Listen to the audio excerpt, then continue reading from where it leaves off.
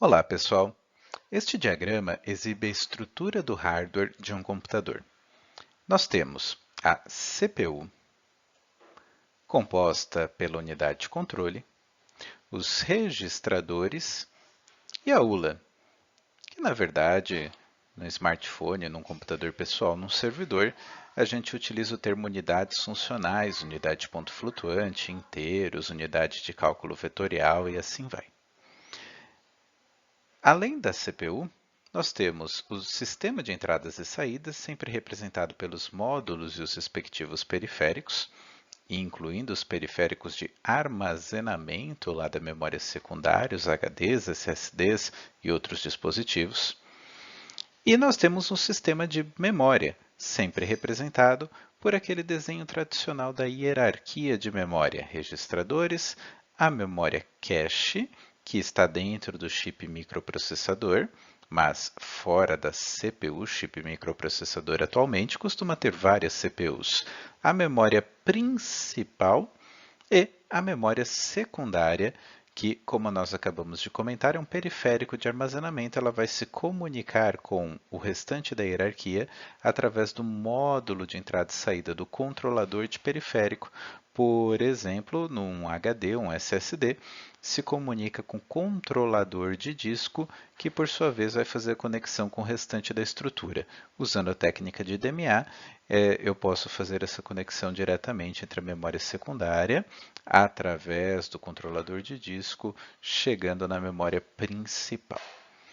Mas o objetivo deste vídeo é detalhar a atuação do sistema operacional sobre o hardware, que se dá da seguinte forma. O sistema operacional, ele controla a CPU na função do gerenciamento de processador, ou seja, através do escalonamento, definindo qual processo, ou seja, qual programa fará uso do recurso compartilhado que é a CPU de cada vez. E aí ele vai gerir a fila de processos que devem fazer uso da CPU, definir prioridades, garantir que os processos não sejam esquecidos e assim vai.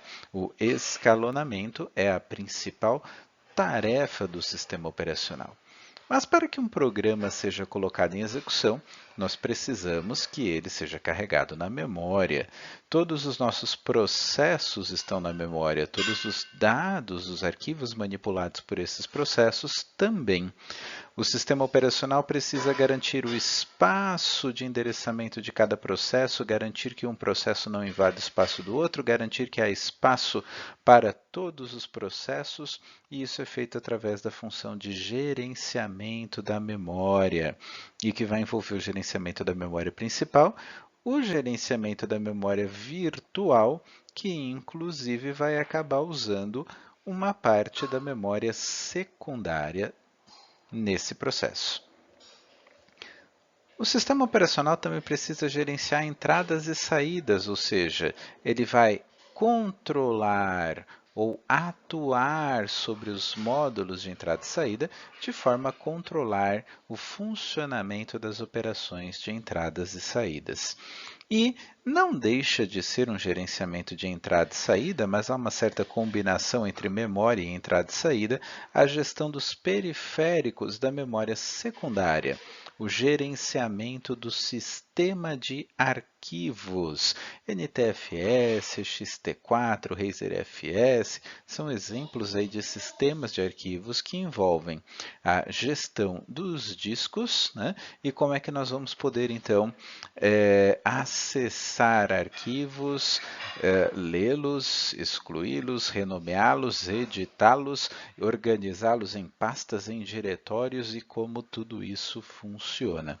Então, essas quatro funções básicas: gerenciamento do processador, escalonamento, gerenciamento de entrada e saída, gerenciamento de sistema de arquivos, gerenciamento da memória, que na prática, num sistema operacional no computador de propósito geral, gerenciamento da memória virtual, é a atuação do sistema operacional sobre o hardware, as quatro principais funções, os quatro principais papéis aí exercidos pelo sistema operacional. Até a próxima!